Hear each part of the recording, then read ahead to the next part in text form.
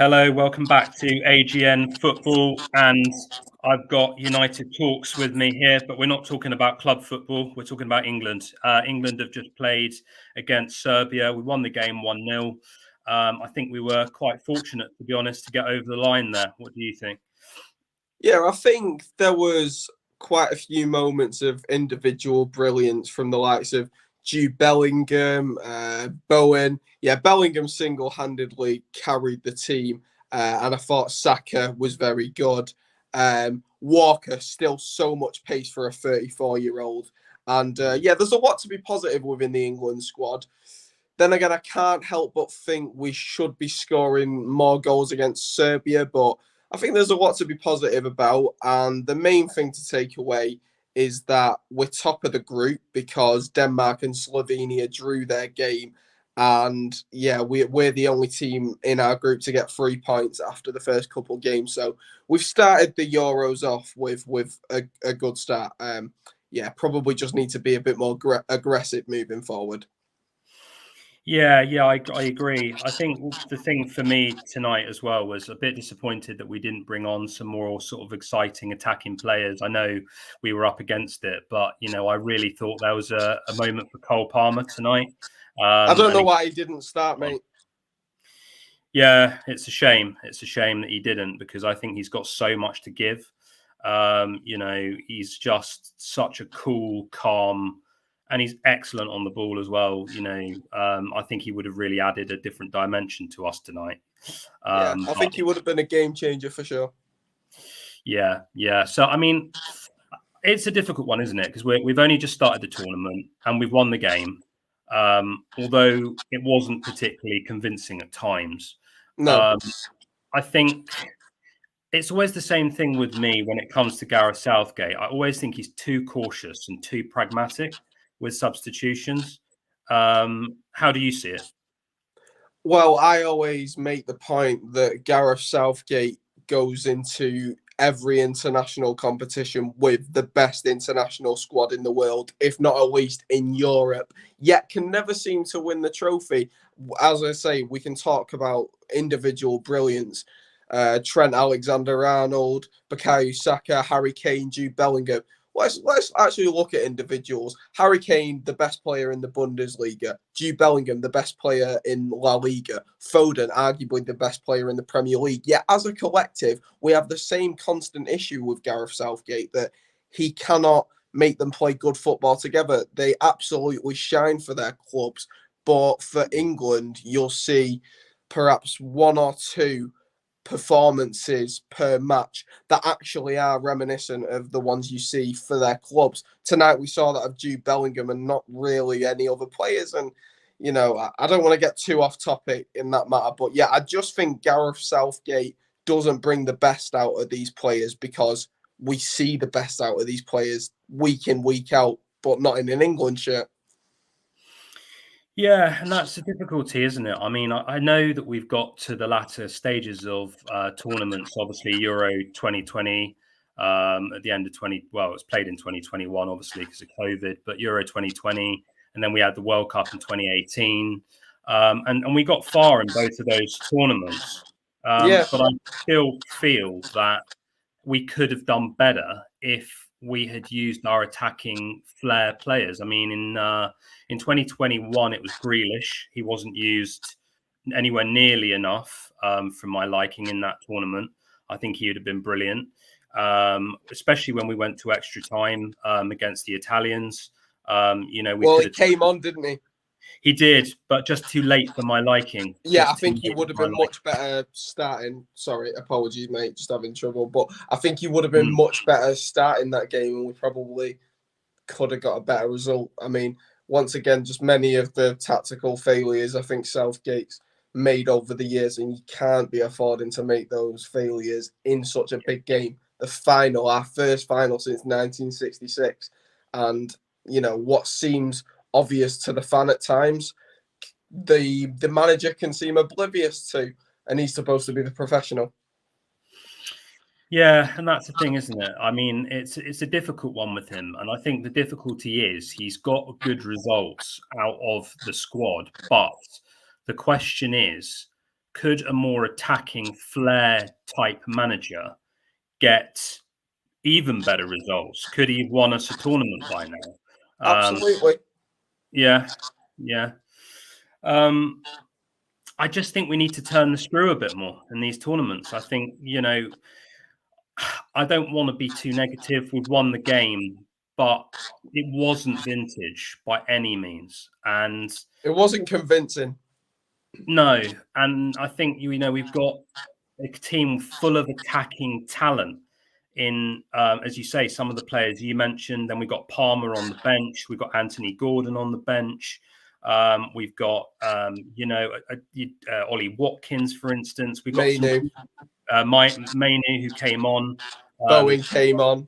Bowen was good. He played quite well. I thought Bowen was good, and I think Ward-Prowse hasn't had enough minutes in an England shirt. Yeah, and it's free kicks and things like that. This stuff matters. The small details in these tournaments matter. Like Palmer for penalties. I haven't seen Cole Palmer miss a penalty yet. I don't think he has in his career so far. I'm pretty sure he's 15 out of 15. He is doing very well. What an incredible record that is. Yeah, absolutely. Not to miss a penalty. So I think it's a testament to the man. He's become the king of Stamford Bridge in his very first season.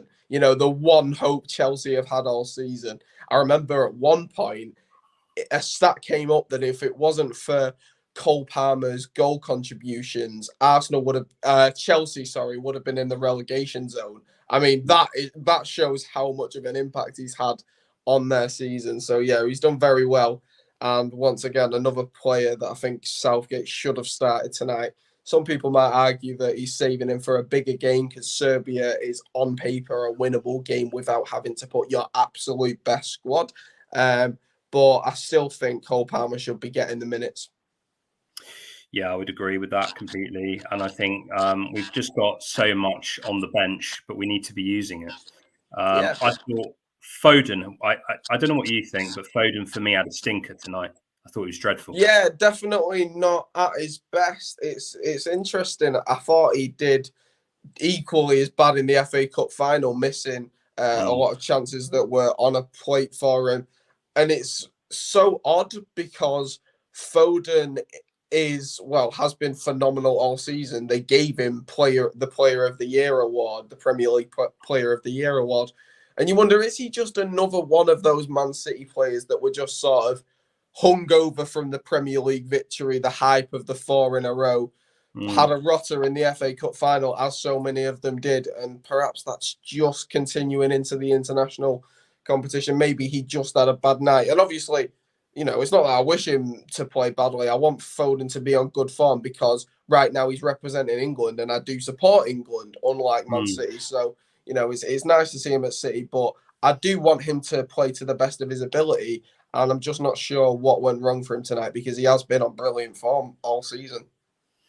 He has, hasn't he? And I think it's a bit worrying that, in a tournament like this, which is obviously a massive tournament, it's the classic every time we play in an international tournament, everyone, it's coming home. And, they had it on the Sky Sports News, people saying, well, we're going to win 5-0, which of course was never going to happen. It's just, silly. No. But we should have won more convincingly, arguably, for me. And the fact that we kind of just about got over the line, I don't know whether to be concerned or not, because we might go through the gears. We very well might.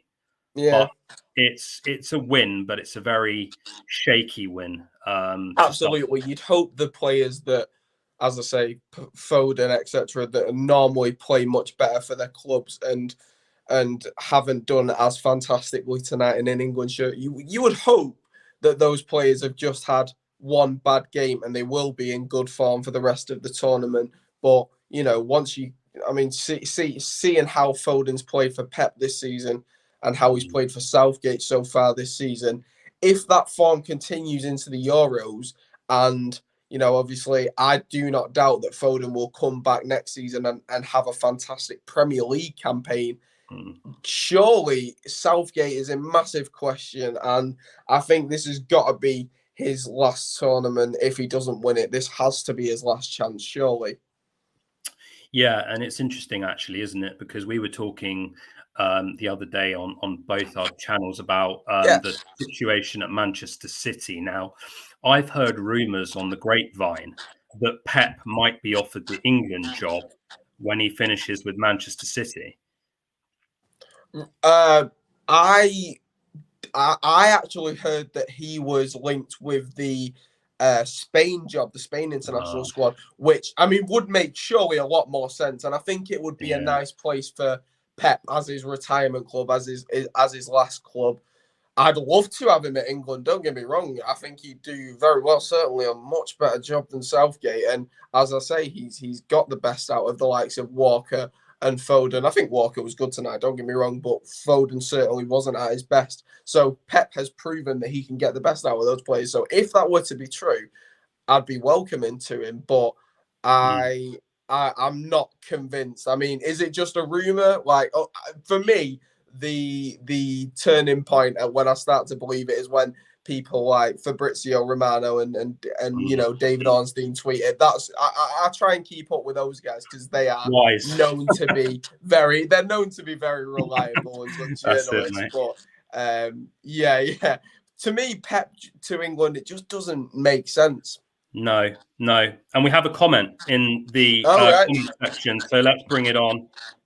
This is a Gamebit123. You joined me last night on my live and you said hello.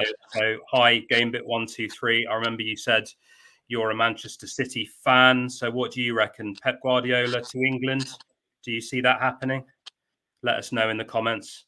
I'm sure he can agree with me that it's most likely going to be 5 in a row as well. I mean, as much as I would love Arsenal to change the course, I think this league just gets more and more predictable every year, despite the great patches that we've seen.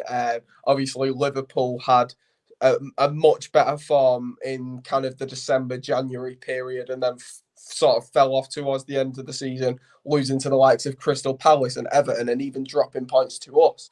And obviously losing to you guys as well. So they'll have good patches, but Man City always seems to be turned on towards the end of the season.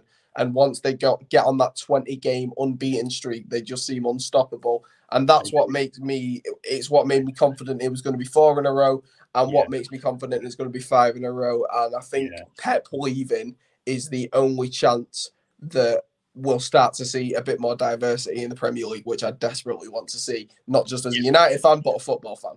Absolutely. Completely agree. So he has replied and he says, no, I think he would focus on City.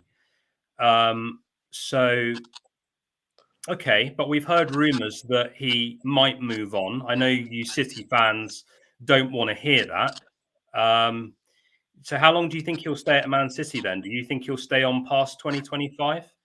Again, I mean, it seems to be confirmed by quite a few people that Pep will be leaving in 2025.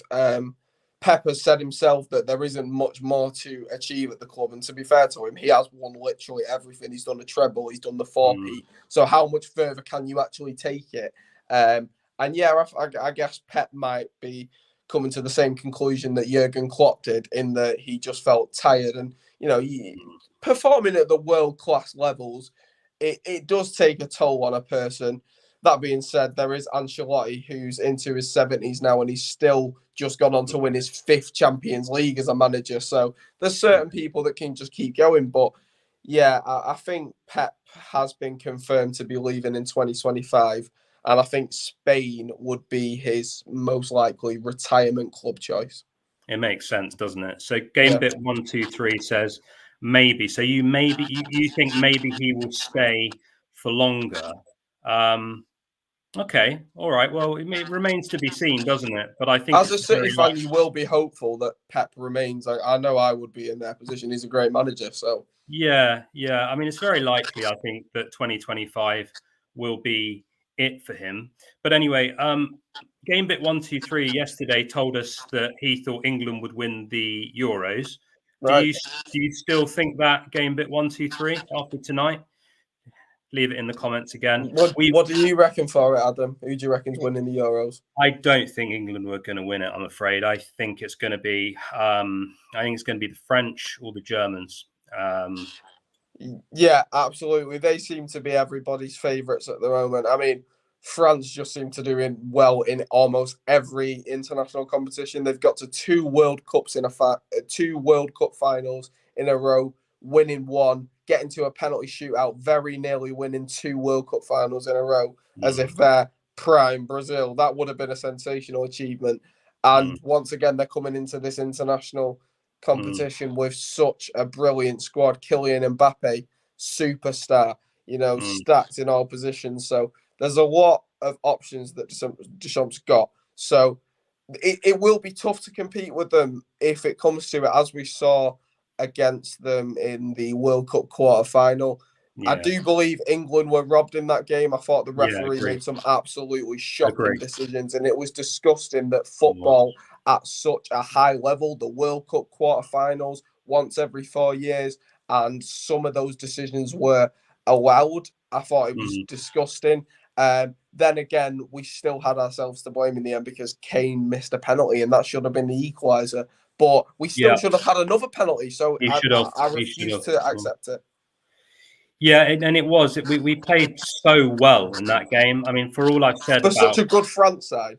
Yeah, for all I've said about Southgate and pragmatism, and we played with such flair that night, and it was a travesty that we were knocked out like that. Yeah, really. So Gamebit 123 says yes, you think England will still win the tournament. So I want you to tell me what you made of tonight's performance. Gamebit 123. Did you think that we played well tonight, or do you think that we could improve? We both think that it wasn't a great performance. We both think that England need to go through the gears to be, challenging for winning the tournament at the end of the day.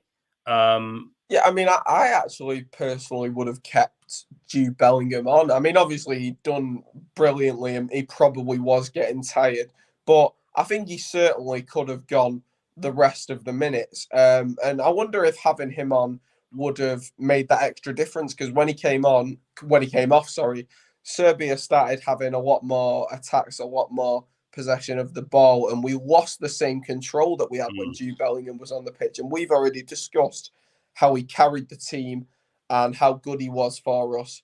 And it's a blessing to have him. It really, really is.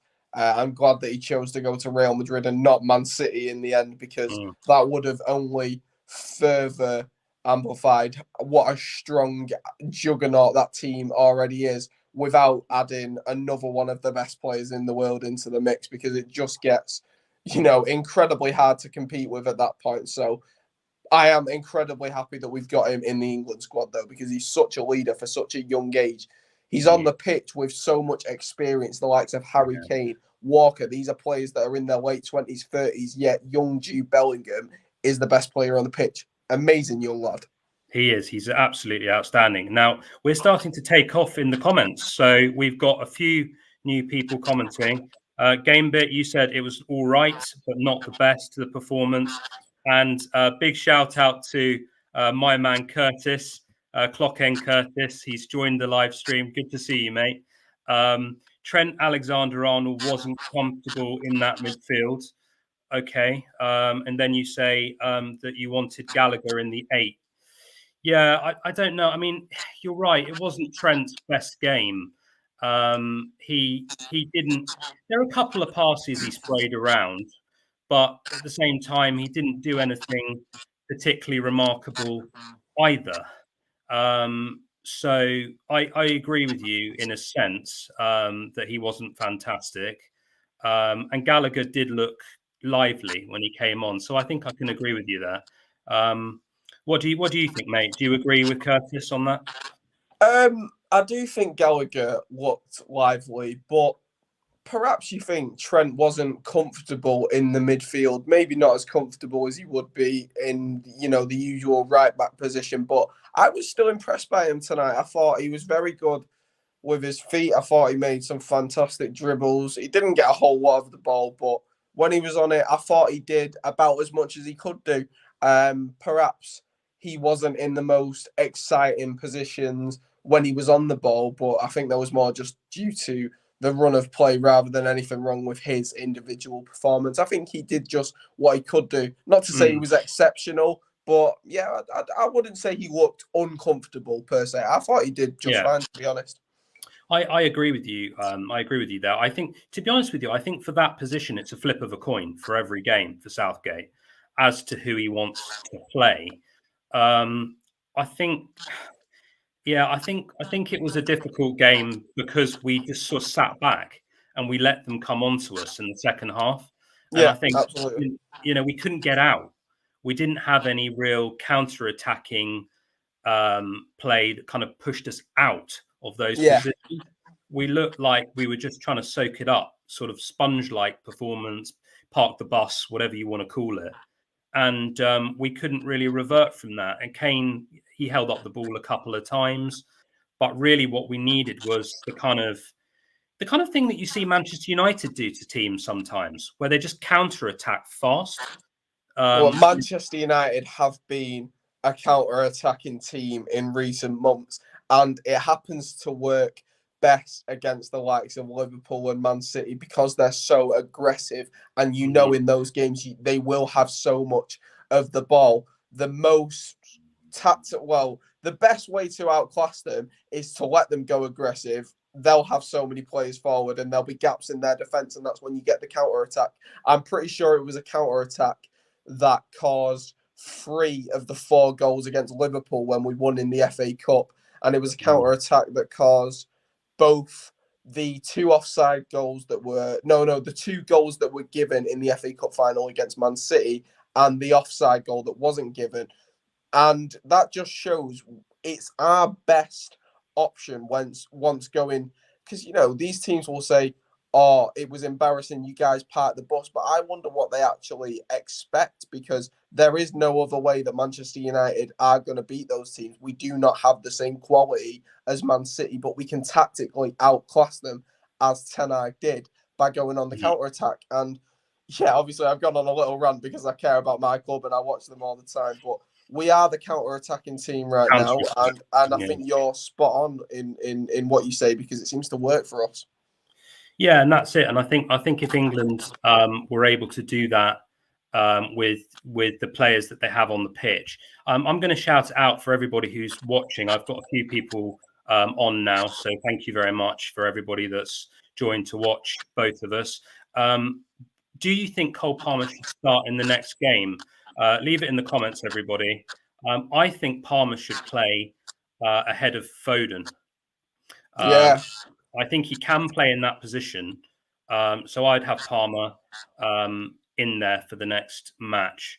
Well, I mean, if you want, we can do a quick rundown of our ideal lineup for England. So I think, first of all, Southgate's got Pickford spot on. I think centre-back wise, I mean, Maguire usually does well in an England shirt, but he was injured, so he wasn't able to make the competition. So we got to work with what we've got to work with. We're a bit limited in the left backs, aren't we? Yeah, we are. Jamie, thank you very much, bro. Thank you for jumping on. You and I are going to do a pod tomorrow, but I hope your live went well tonight, brother. And I know you've been on all day doing your content, so big up to you, man.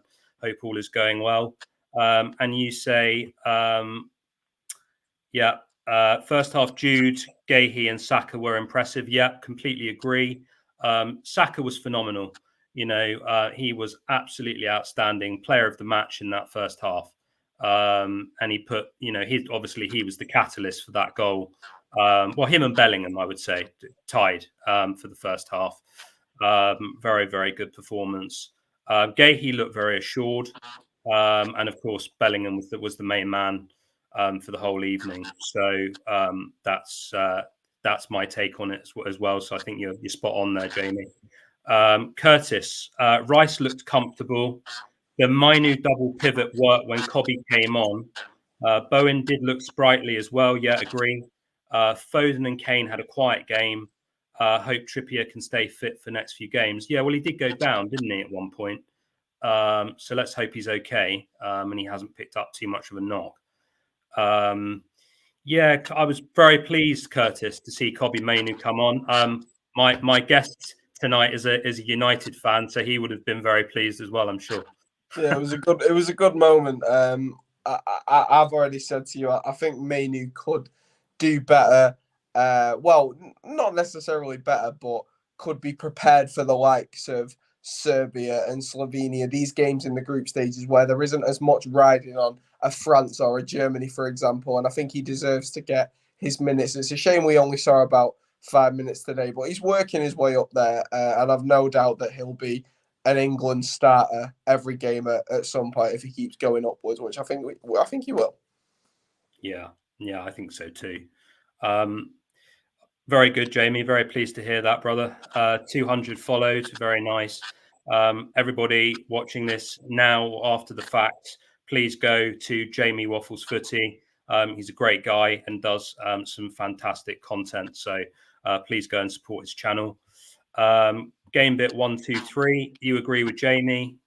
Yeah. Well, Jamie knows his stuff. So, and then we've got another comment from Jamie as well. Bellingham was unreal. Gobsmacked how good he was. Yeah, we both think that too. We Such a leader. He was unreal. He was absolutely incredible for the whole the whole game really. I mean, he was by far the best player on the pitch for me. I mean, for a while, the world didn't really see how good Jude Bellingham was because not many people watched the Bundesliga as opposed to the Premier League. But obviously, everybody watches the World Cup, and that's when most people first realised how good this kid was. And it was inevitable that he'd get a big money signing after that, which he did to Real Madrid. And now everybody knows the name Jude Bellingham, and he's shining once again tonight. As I say, I've already mentioned, so blessed to have him in our squad. Yeah, absolutely. Curtis, you say Saka, Bellingham, good performance. Saka was great as well, yeah. Brilliant. Yeah, completely agree, mate. Game bit 1, 2, 3. You're heading out. You've got to go. Good to have you on the live. Thank you for supporting the channel. Curtis, Palmer needs a start, but where are we playing him? Cam, 10, right wing or left wing? Yeah, good question, Curtis. For me, I'd have him ahead of Foden. I'd just switch him for Foden. What do you think, Ben? Do you agree? The thing is, I do believe that if Foden is to play like he has been playing for Man City, you just need to play both of them because I think they're both quality and neither of them should have been out of the squad tonight. Yes, Foden didn't play brilliantly, but before the game, my presumption was that both of them were going to start, and I don't know why they didn't both start. Palmer can play quite a few different positions. He can play on the wing, and Cam, as can Foden. So there is room for both of them because they're both versatile. So I'm not sure why Palmer wasn't in the squad. And I think, Foden is supposed to be a big game player. Serbia isn't the biggest game, so Palmer definitely deserved a chance tonight. To not even start him or sub him on, I think was a bit unfair. Perhaps he is being saved for the big game, and I hope that Southgate rates Palmer as that big game player because he has been great for Chelsea this season. The king of Stamford Bridge in his very first go, and he's so young. He's a wonder kid. But yeah, Southgate cannot be leaving him out when we start to play against these really threatening international sides. Completely agree, 100%. Jamie, you say, I think we need to take the positives, lad. My live was very negative. Serbia are the hardest team in the group. Thanks, Jamie. Serbia will finish second. Yeah, I see where you're coming from, mate. Serbia had a very good side, didn't they? They had Milinkovic, Savic, Tadic, of course, Mitrovic, who was very good for Fulham. The name of the other lad up front escapes me for a minute, but they got the Real Madrid striker that they brought on as well, didn't they, for a bit?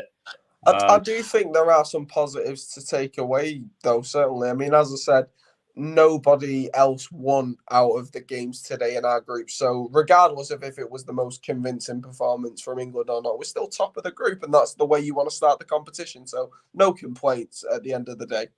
Yeah. Vlahovic, thank you, Jamie. Yeah, we were linked with Vlahovic, brother, and I've forgotten his name already. How bad is that? Yeah, there you go. Well, okay, so we've got another comment. All we need now is a win against Denmark and we'll qualify.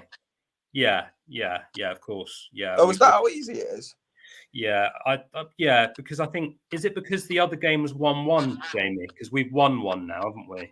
Yeah, so we'll have 6 so points. if the other game had ended in a win, then it would have been more complicated. But because that was a draw, it's quite a bit easier. So there's really there's no justification not to be winning our group here. Yeah. Curtis, false 9 Palmer. Palmer for me is a wonder kid. I think Palmer could play. I think he could play cam, left wing, right wing, false 9. I think he could play all of them. I think he's good enough. He creates play, he finishes play, scores from outside the box, makes brilliant balls. There's not much that Cole Palmer can't do. He scores 4 goals in a match. So, yeah, I think there's no reason. Once again, don't understand why he wasn't brought on either starting or subbed on today. But, yeah, brilliant player and deserves the minutes. He certainly does. So we've also got Curtis. You say we weathered a storm in the second half, especially 45 to 65. Yes, and I would say actually we weathered the storm in the last sort of 15 minutes as well, because I think Serbia were really coming on to us at the end there. Serbia took over in the last 10 minutes. They did, mate. They did. Yeah, they played very well. Actually, they played very, very well. Right. So Luka Jovic, Vlahovic, Kostic, Savic, keeper for them. Yeah. All of those players were excellent. Yeah, no, they're a very good team, Jamie. I completely agree with you, brother. They're an excellent side, and perhaps we're sitting here thinking that we are, somehow superior and we should have battered them. I knew we wouldn't batter them. I knew it would be a tight game. England don't batter teams. They don't, mate. No, they don't. And I think the frustration for me, a little bit, is just that we're not using the flair players that we've got now. I'm not some sort of tactical magician that knows all of the sort of intricate tactical decisions that go into these games. But what I would say is we needed to cause them problems as well in the second half when it looked like we just sat in and just tried to protect the 1-0. And that was a bit of a shame for me. But, a win is a win is a win. A win is a win. There we are. So 1-1. We need 2 wins and we're through. Yep. Jamie. Pod running very smoothly. Thank you, mate. Yes. No, we're doing good tonight. We're doing good.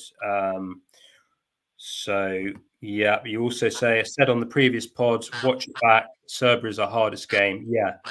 Yeah, and I think you might be right. I think Denmark will be more open game, which will suit us. I hope that will suit us more.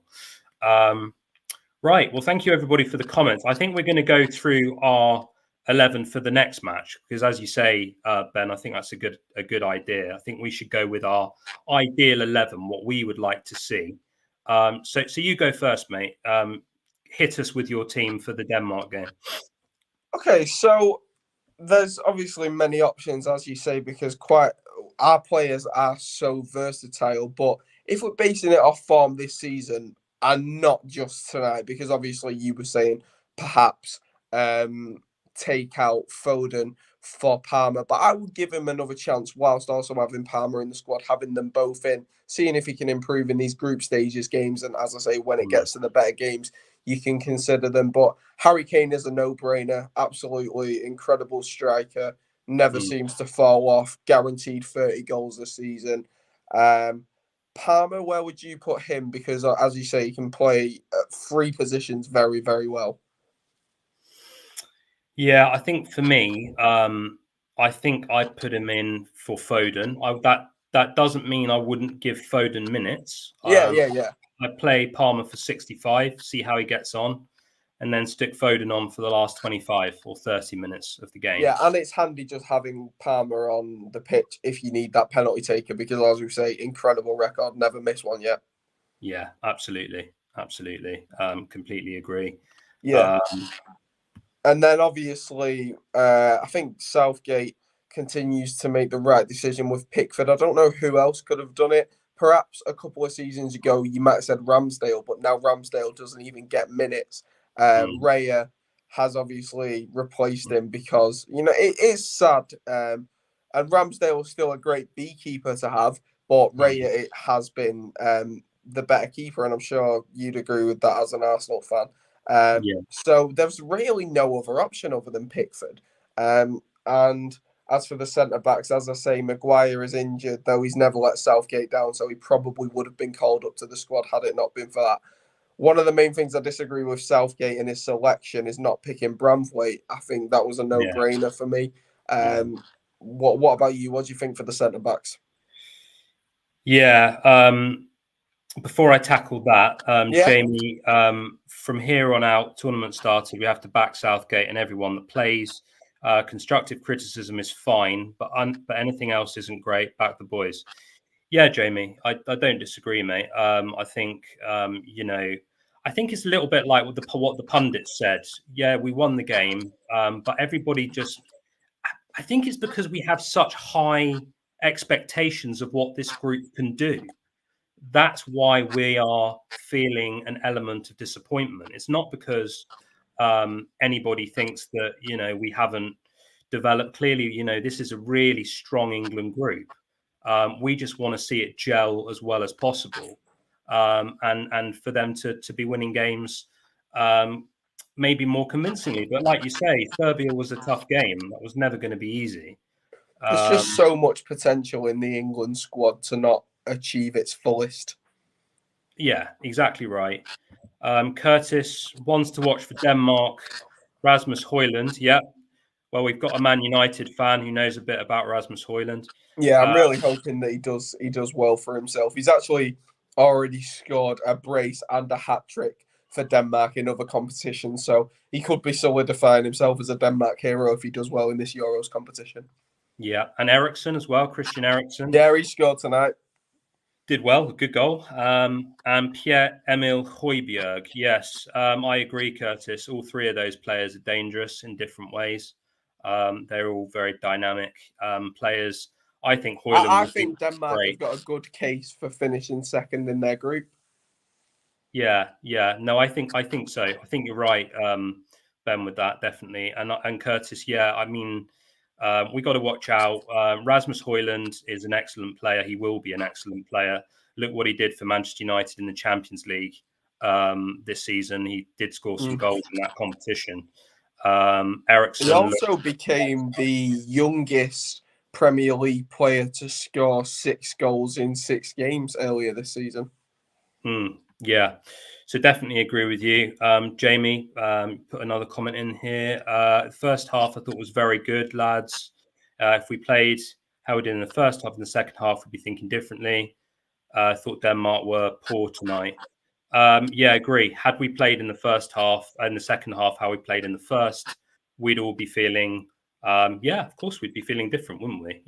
We were good in the first half. There's no doubt about that. And had we played in the second half how we played in the first, I think we'd have won 2-0, 3-0. Yeah, we would have done. So back to the centre back position, we were talking about Branthwaite. I agree. I think he should have been in the squad. So agree with you there, mate. I think for me, in terms of the 11, Ramsdale won't get a look in. I don't think it's going to be Pickford. I think the defense will be the same unless Shaw's recovered, which I don't think Shaw's going to recover in time for that game, which is a shame because, of course, he brings a lot into that team. So it will be the same defense, I think. Yeah. And then I also, what Walker is doing very well for a 34-year-old. He was still making some very, very fast runs tonight, and he's still clearly got it in him, and that's why he's still playing at the highest level with Manchester City. So yeah, for the most part, the defense is in a good place. Yeah, we're just a bit limited, but the midfield, it starts to get very good. Jude Bellingham, as we said, brilliant. You've got Mainu on the bench if you don't start, and you've got Declan Rice, who's been sensational for you guys. So there's so much raw potential. And then obviously you've got either Palmer or Foden in the midfield if you want one of them there as well. So yeah, the midfield, if you're going to give Palmer minutes there, I think he deserves a bit more than what he's had. But I suppose maybe Southgate doesn't want to throw a youngster into a competition the same reason he wouldn't give Kobbie Mainoo too many minutes right now, because obviously when you're a young player playing at such, a pressure level, we saw that with Bukayo Saka. That penalty in the Euros final was way too much pressure was he 19 at the time? Yeah, he was. He was very young, very, very young. And you just got to be careful with those kind of ages, because these lads have got very heavy shoulders when you put that on them at such a young age. Yeah, that's definitely right. Jamie, Denmark won't sit back like Serbia. They'll go toe to toe with us, which will work in our favour. And you're off to bed. Thanks for jumping on, mate, and for all the comments. We will catch up tomorrow, I'm sure. Very glad your lives went well, brother, and I will catch up with you tomorrow. Thanks for your comments, man, and take care. Okay. Curtis, Slovenia, Sesko. No one else stands out apart from that. I'm not getting ahead of myself game by game, lads, when it comes to England, as I know this too well as an Arsenal fan. Don't we both, mate? Don't we both? We sure is out. I'm not sure, Curtis, to be honest with you, mate. I'm not sure if he's out or not, but I think he is. I think he is. Well, he's been out for the last 6 months for us at United, so... Yeah. I'd be surprised. I'd be very surprised if he gets in for that game. I think Southgate said something about he'll be available for the knockouts. I think so. We'll see. Sesko did look good today as well. He did look good. Should have scored. Hit the post. Great shot. Really good. Some say maybe back for the next fixture. Yeah, well, we'll see, won't we? I guess we'll see. So, okay. So, I mean, with the midfield then, for me, Palmer in place of Foden. I'd like to see the same midfield apart from Palmer for Foden. Yeah. And then I'm not going to be very popular for saying this, but I wouldn't mind seeing Ollie Watkins given a game. In the midfield? No, up top. Yeah, absolutely up top. He's been brilliant for Villa this season. I don't think you should be unpopular for saying that you wouldn't mind seeing him. Should he be starting over Kane? You're not saying that, are you? No. But, just seeing him for a couple of these group stage games, he'd be brilliant, absolutely. He would be. I think, let's give everybody minutes where and when we can. So, Kane up top. Kane was better defensively tonight than he was offensively. He did have a very close range header, and the keeper made a worldie of a save. So he should have scored that, but that wasn't his fault. So it was a hell of a save. Absolutely brilliant save. You boys are right. We need to rotate players. Yes, absolutely. Because we need everybody getting minutes for confidence as well. We need to be tight knit with confidence, and we need to get everybody involved in the squad, and I think that will help England in the long run for the whole of the tournament. Same team for me, just Palmer in the sort of in the highlights reel. Palmer for Foden for me, because I think Palmer's got so much to offer. I really do. Foden was poor against Iceland. He was poor tonight for me. But we'll see. We'll see what Southgate does. I just hope that he lets loose with these offensive players. He just has to. He has to for the good of the team. What about you, mate? Do you think Palmer should start? I think you said you'd give Palmer a start, didn't you? Or did you say you keep Foden in there? I said I would keep Foden and start Palmer because I Oh, think okay. they both would Yeah. work because they can both go on the wing and they can both go in the midfield. So whichever way you play it, I trust them both in those positions as long as Foden's playing to his best, and so is Palmer, which he has done for England so far. Uh, I think both of them have so much to offer, and Foden on a much better day. The likes we've seen him score many a hat trick this season, many braces this season. When it's one of them days, instead of the game that we saw today, I think Foden can be absolutely world class. And to play Foden, I mean, look, to play Foden, Palmer, Kane, and Saka just in that front kind of four attacking players, I think that's scary. And then you look at the midfield. If Southgate's got his head screwed on, he'll play Bellingham, Rice, and well, we've already established that Palmer or Foden will fill up that other midfield. And I'm looking at this and I'm thinking this England squad has so much potential. I think whoever commented that we should stay positive was right, and we should take the positives for what they are. But Yeah. I just think that England could be doing better than what we've seen. And if we're only scraping a 1-0 win against Serbia, what chance will we stand against Germany? It's just worrying, but I remain optimistic for the time being. Yeah. And I think you make a really good point there, because what this is it's measured, constructive criticism. And I think it's measured in the sense we're both saying we've won the game. There were positives. There were absolute positives in there. But also there were a lot of things that we could look to maneuver and change and develop for the rest of the tournament. And we're both saying there's so many attacking players. We need to let loose those attacking players. Yeah, absolutely. And if we do, we'll do very, very well in the long run. Curtis, you've said sometimes you've got to grind results out. So let's just keep on that vibe. Sometimes you have to win ugly. Can't remember who said that quote. I know this better as a United fan. He's not wrong. He's not wrong. I know this better than anybody else as a United fan. And yeah, you do have to grind results, and they won't always look pretty. Absolutely. The main thing is the win. But seriously, I mean, I know it was only a friendly the other day, but to be losing to Iceland, I know. really? Come Poor. on. It was very, very poor.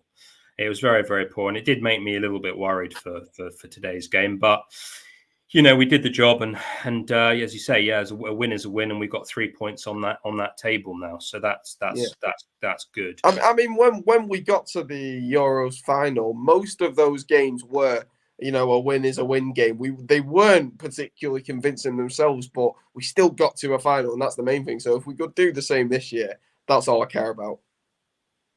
Yeah, absolutely right. So who said that? Do you know what, Curtis? I think it was Jose Mourinho that said that, mate. I think that was one of his quotes. I think possibly.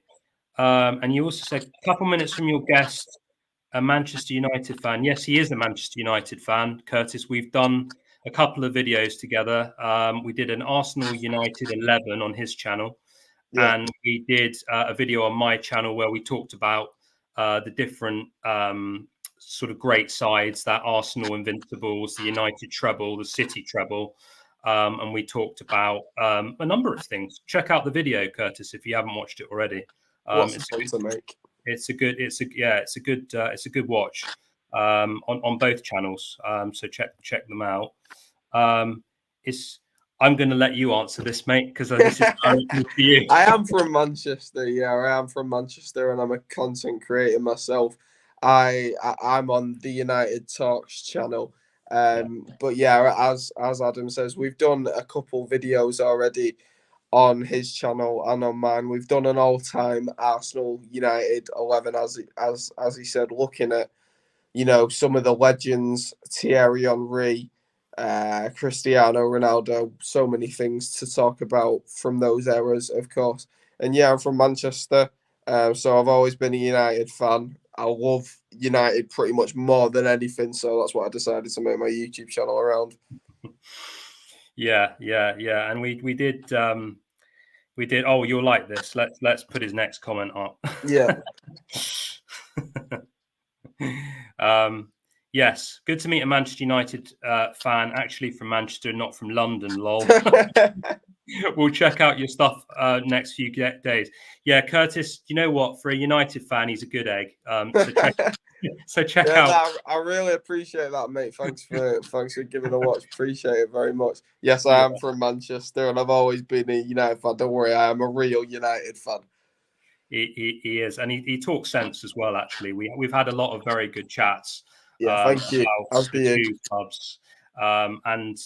Yeah, no, he's a good lad. He's a good lad. So check out his channel, United Talks, isn't it, mate? Your handle. Yeah, that's the one. Thank you. Yeah, so United Talks. Go and look at the videos. They're a lot of fun to watch. So at least he's a hardcore Stretford ender. Yeah, of course I am, mate. Of course. Yeah. There we go. Yeah. We've got some laughing emojis. Brilliant. Yeah. No, it's yeah. So Curtis, just to give you a bit of a flavour, we were both talking about the dominance of Man City and how we obviously both don't like it because both of our clubs have been shafted by City, not just in a football sense, but because they've cheated to win the Premier League, haven't they? Really, if you think about it. Yeah, I mean it's annoying from a United standpoint because they're our local rivals, and there's a lot of hatred in that rivalry, and it's annoying from an Arsenal standpoint because 2 years on the trot, you've just missed out on the league because of Man City and how tough it is to beat them. So if it comes out that they're guilty and they've cheated their way to do it, it's completely unfair. Yeah, absolutely.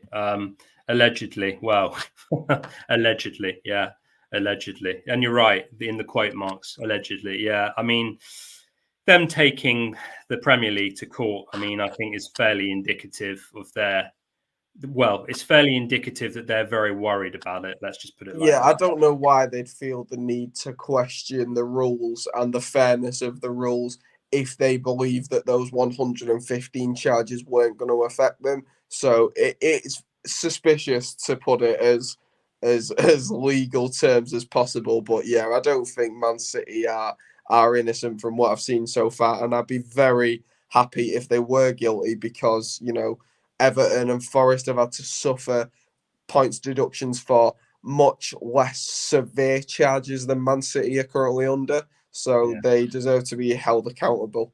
Definitely, completely agree. And I think as well, Curtis, what we said, and I think you'll agree with this, mate, because you're a vintage Arsenal man as well, that remembers that rivalry between Arsenal and Man United of yesteryear. The 03-04 season and beyond, and before and beyond. The Wenger, Ferguson, Roy Keane, Vieira. The Gary Neville's in the tunnel. All of that sort of stuff. That was absolute glory days of rivalries. It was just a wonderful rivalry. And yeah, so I mean, obviously we want to get back to that. Both clubs respect the fact that we are both playing by the rules, and we want to get back to a fair rivalry where both teams are playing by the rules. And I don't think City Liverpool has anything on the kind of battles that Arsenal and United used to have back in the day. I really don't. No, neither do I, mate. And as you say, other than Pep versus Klopp, I can't really name any of the City Liverpool rivalries that are as iconic as Roy Keane, Vieira, Fergie, Wenger. Arsenal United as a whole just had so much history and I think significance to it. Okay, people talk about how Pep and Klopp redefine the league by getting 90 plus points, but I just felt, obviously my team is included on that rivalry, so I'm inclined to feel like that. But I just feel that those rivalries had more weight to them and got fans more excited about the beautiful game than City versus Liverpool ever did. Yeah, I completely agree. Curtis, you say, you charge me, I charge you. You sue me, I sue you. City, City took it to a whole new level. Yeah, of course they did, mate. Of course they did. Vieira versus Keane. Yeah, absolutely. That was legendary. And United on a rebuild. Couple more years, and you'll have Fernandes and Odegaard having it down the tunnel. Yeah, I mean, to be honest, I'd like to see that as much. I absolutely love both players. Don't get me wrong. I think Odegaard has been one of the most creative midfielders in the Premier League this season, and Bruno Fernandes is just a man that I've loved for many years. Obviously, if you're not a Manchester United fan, most Premier League football fans find him quite annoying. But for us, being a fan, he's put in a lot of great performances and done a lot of very meaningful and scored quite a few screamers. So Bruno's got the same kind of, well, he is a captain like Roy Keane, and Odegaard is the complete midfielder like Vieira was. So there's similarities there, and it'd be very good to see it in the tunnel. But I just don't think we have the same spite that those days had. And yeah. No, and I think, do you know what? I think now, even if it does get back to sort of a legendary rivalry, I think now, I don't know. There'll be some that agree with me here, and there'll be some that disagree with me here. But I honestly think there is a level of respect between both clubs, and like I said, on my Manchester United content, I was very open, and I said I wanted United to beat City, and I'm happy to admit to that. Very happy to admit to that. I can't stand City. I really can't. They just have done everything in the wrong way. When I was growing up as a kid, they had Joey Barton in midfield. I mean, it's not quite Rodri, is it? It's not quite Rodri, and that shows you. I'm not saying Barton was an okay Premier League midfielder, but you'd never get in the City side nowadays, would he? So I wouldn't even call him okay. I thought Joey Barton was just rubbish. Honestly, he never impressed me. I think you're probably being more accurate than me. I think I was probably being too respectful to the lad. I just remember him getting sent off a lot. Oh, he was terrible, really. I mean, didn't he? I think he punched someone, didn't he? I've seen him headbutt a few people. He did all sorts, Joey Barton. I think the only person worse than Joey Barton was Luis Suarez. Literally bite people. Some football players are just different. It's truly mind-boggling, but yeah. Curtis, I take Bruno in my team. He goes down too much. Quality player, though. Yeah. Fair enough. Yeah. Well, he is, isn't he? He's a very good. He's probably. I mean, for Man United, they're probably going to look to rebuild around Bruno, Garnacho, Martinez in the defence. Yeah. Mainu in the midfield, and then Højlund. I think those 5 players are crucial. Would without you say? A doubt. Yeah. I think those are the ones that are going to be key to the rebuild for me. Looking on. Yeah, I think the one person, if you're going to keep anyone, the one person that must stay is Bruno Fernandes, because not only is he the most experienced player in the squad, but he also is the only Manchester United signing since Fergie that I felt like has truly lived up to their expectation. I feel like everybody else has been somewhat under the standards. Doesn't mean that they were all bad. It just means that somebody, no matter based on their value, most of them have underperformed. I think Bruno Fernandes is the only one that's truly lived up to expectation, and he's performed well for us for the last 4 years straight now. So I feel very lucky to have him in a team that gives you very little hope. Yeah. Curtis says you need to lock down Mainu to a long deal. He's quality. Yeah, absolutely. Completely agreed. Absolutely, Curtis. They have to. I mean, Mainu's Yeah, he's excellent. He's got a question for you directly, Ben. So I'll let you answer this directly. Okay. How do you feel about Martial incoming departure? I think it's long overdue. As much as I did believe in Martial at one point, I think in his best season he scored 23 goals, and obviously there will always be that iconic goal that he scored in his very first game on his debut against Liverpool, the Martin Tyler. Oh yes, welcome to Manchester United, Anthony Martial, and that will always go down as a legendary goal. But in terms of the 9-year career span he's had, I think he's only scored about 89 goals, and I don't think that's acceptable for any Manchester United striker, considering, the standards of the striker we used to have. Dimitar Berbatov, Eric Cantona, so many different incredible forwards, and I don't think Martial was ever that player. I think Rasmus Højlund is a much more promising strong striker. So I think Martial's departure is long overdue, but in his prime, I used to really like the bloke. Yeah. No, that's a sensible. That's a very sensible answer. I think he's out. He's on his way out, isn't he? And I think he has been for a number of years, really. Last couple of years, his United career's kind of just dipped that bit too much, really. Definitely. Here we go. Realistic expectations for 24-25 for Manchester United. As a United fan, another question for you. So Yeah, I know. Very, very blessed tonight.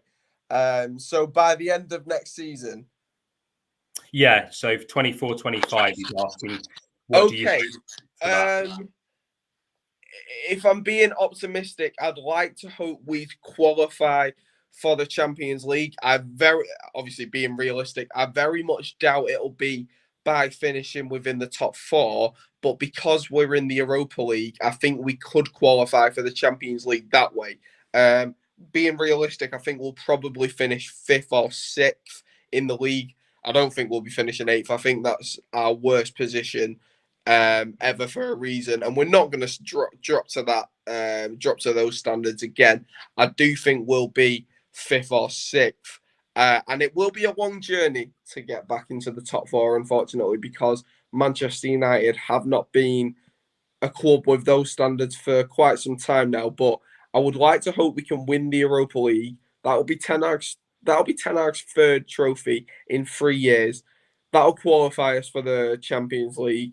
And I would just hope that we are once again working on having a productive transfer window, because although Manchester United are getting linked with quite a few promising names this window, we're yet to pounce on anyone. We're yet to buy anyone. Meanwhile, Chelsea are already moving along in their talks, most likely beating us to the Michael Olise deal. And we need a right winger, so it's a shame we're missing out on that because we were too busy with the Ten Hag situation and taking ages with that. So it depends how efficient Ineos are with signings.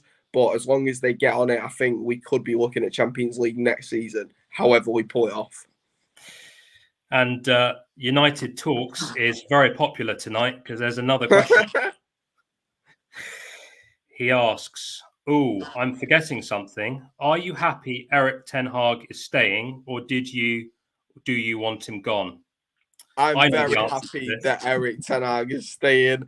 I think he's done a great job, and I think those that try and blame the recent results on ten Hag are ridiculous. And I think you need to look at the 60+ injuries that we've had this season, and even with those limited, he's still managed to get the FA Cup, in which he beat Liverpool and Man City, which he'll always go down as, a bit of a legend for beating our 2 biggest rivals and winning a major trophy simultaneously.